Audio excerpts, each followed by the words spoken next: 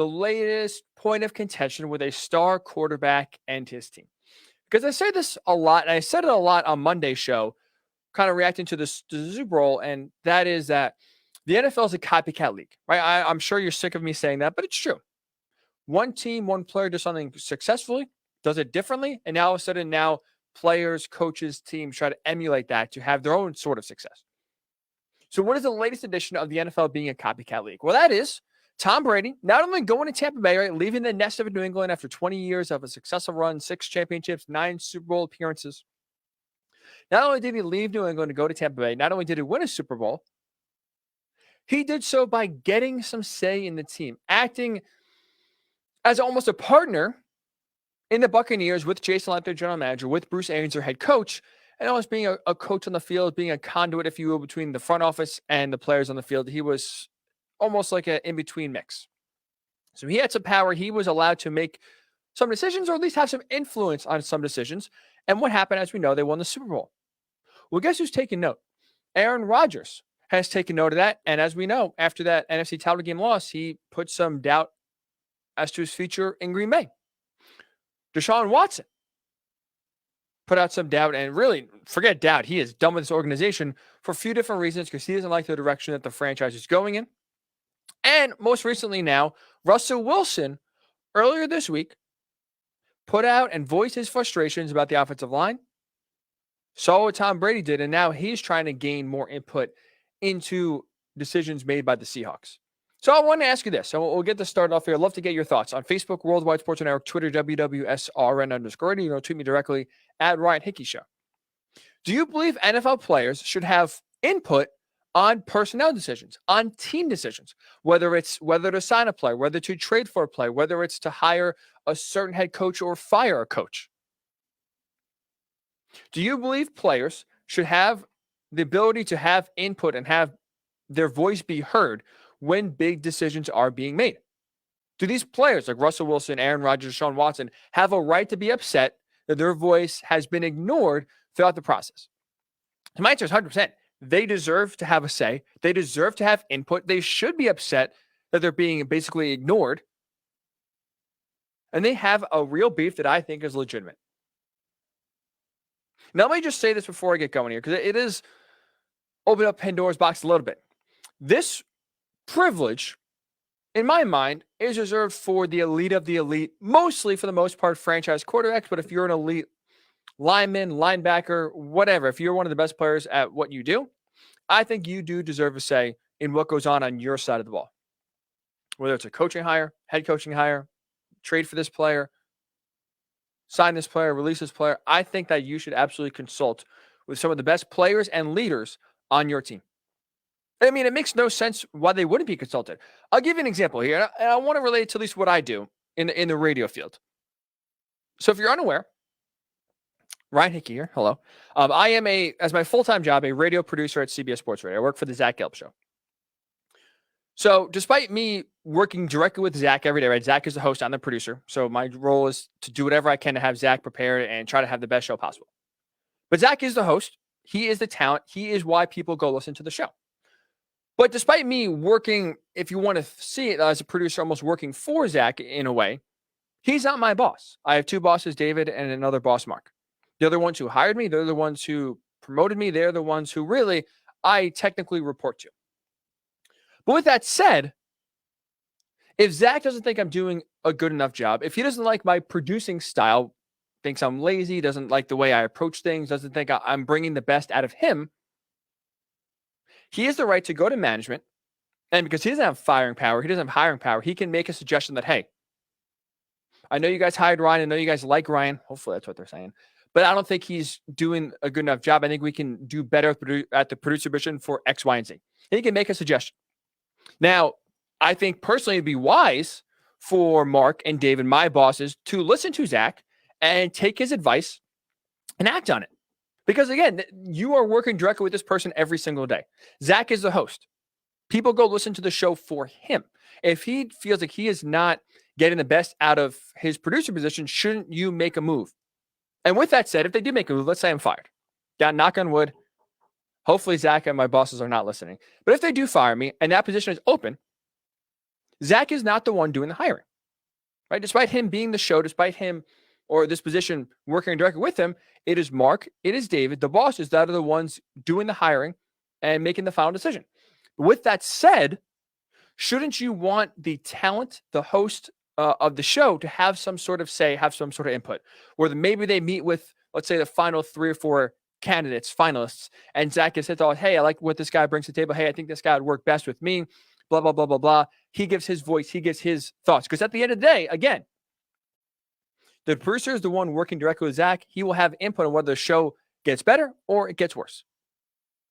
So while Zach doesn't have specific hiring power or firing power, he can make suggestions to the bosses and they can act on his word. And personally, for me, it would be wise for them to listen to what the guy Zach is saying, because at the end of the day, again, he would know because he is the one whose show is getting affected one way or another.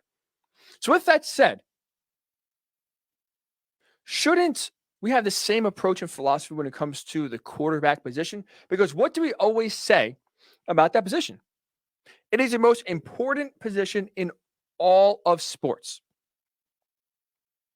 The quarterback single-handedly directly impacts the game in one way or another more than any other position on the field in football, and is the most important position in all of sports.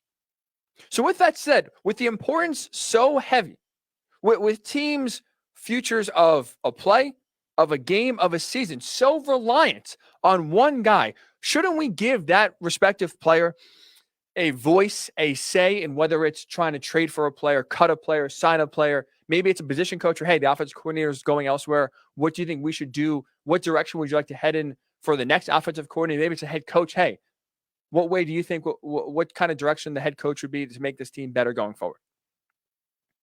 To me, that just makes obvious sense. And for whatever reason, especially a lot of pushback I've seen against Russell Wilson this week, not a lot of people are coming to his defense, and I am. Russ is right. Aaron Rodgers is right. Deshaun Watson is right. They absolutely deserve a voice. They absolutely should be frustrated that they're getting ignored. Because if you're ignoring the most important player on your team, the most important position in all of sports, can you really say everyone is aligned and going the right direction?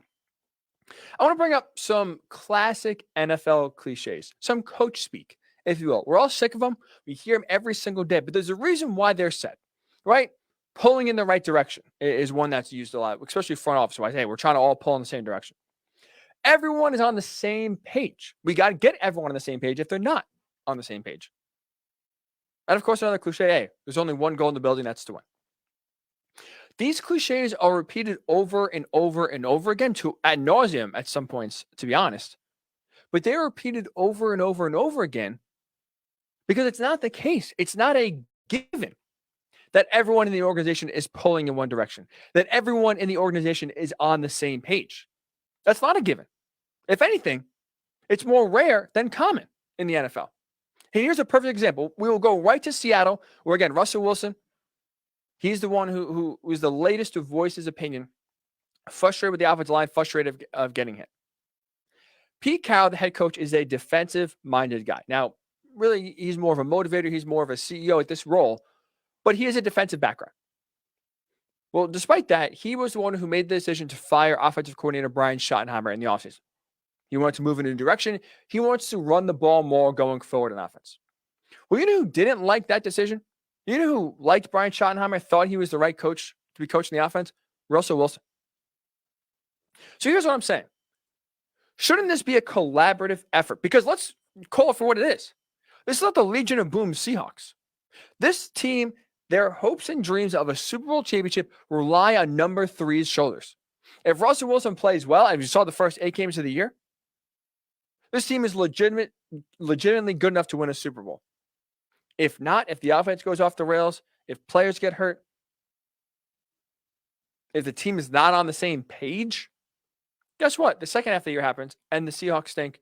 Go make the playoffs, but are early exit and lose to a backup quarterback in John Wolford for a quarter, and then you lose to a guy in Jared Goff who flat out stinks, but his thumb was broken as well. So shouldn't you consult with at least your franchise quarterback and Russell Wilson and say, hey, I'm thinking about making a change. What do you think here? And if not, if you like Brian Schottenheimer, how can we make this offense more consistent? How can we make sure that this offense doesn't die out in the second half of the year? Like, I just can't wrap my brain around it. Maybe you can explain it to me. But I can't wrap my brain around why these important players aren't being consulted in these massive decisions. Yes, I understand Tom Brady is Tom Brady. He's a winner. He has now won 7 titles, more than any other franchise. Forget player, any other franchise in NFL history. But with that said, he went to Tampa Bay. Bruce Arians took a step back. Jason Light took a step back. And really, the three of those guys worked in collaboration to say, hey, who can we get on this team that would make the offense the best it possibly could be? How can we call plays to make sure that I'm the most comfortable I am on the field and running this offense most efficiently? And guess what? They won a Super Bowl. So why wouldn't the Packers do that with Aaron Rodgers? Why wouldn't the Texans do that with Deshaun Watson? And why wouldn't the Seahawks do that with Russell Wilson? Like, someone has to explain to me how that makes sense, that basically we are ignoring what these guys are saying and trust the head coach and trust the GM to do whatever they want, even if it goes and contradicts what the player thinks is best. Now, look, I'm not saying that these quarterbacks, that Russell Wilson should be in the war room, making all the draft picks, calling guys of free agency, basically wheeling and dealing and spending money in the cap. But I am saying, especially when it comes to their side of the football, whether it's an offensive coordinator change, even a head coach change, maybe personnel change on the offense, they absolutely should be consulted and they absolutely deserve a voice. Let's also call for what it is. Haven't these players gained enough respect to where we know that these demands that they are making aren't out of selfish needs, but for what the team needs? For example, Aaron Rodgers, right? He wanted, and he was vocal about drafting another receiver when the draft is coming around. Why did he say that? Not selfishly because, hey, I would love someone else to throw to. Selfishly because, hey, he saw this team is flawed. They made it to the NFC title game last year in 2019 when they were blown out by the 49ers. Hey, we need another piece. We got to get more potent on offense because guess what? The defense right now isn't up to snuff to win us games. We got to try to outscore teams. Instead, they draft a quarterback in Jordan Love. They draft a running back in A.J. Dillon round 1 and round 2. They run it back, and guess what? They go 13-3. Aaron Rodgers is the MVP. Great year.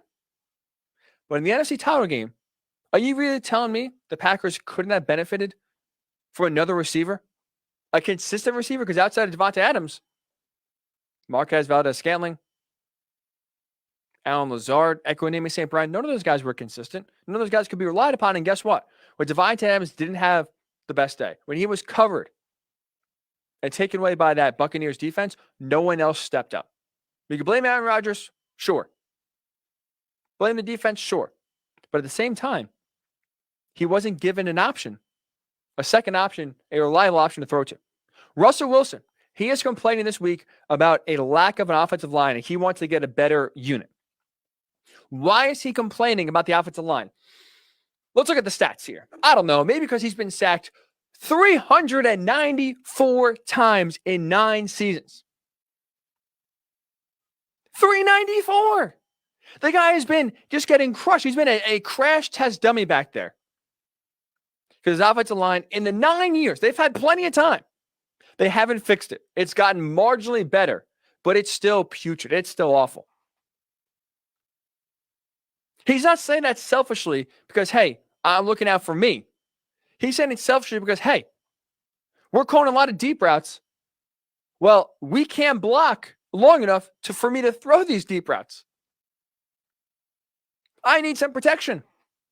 Tyler Lockett, a very good receiver. DK Metcalf, a very good receiver. But if you're not getting time to throw the deep ball and you're not calling underneath routes, what are we doing? Something's got to give.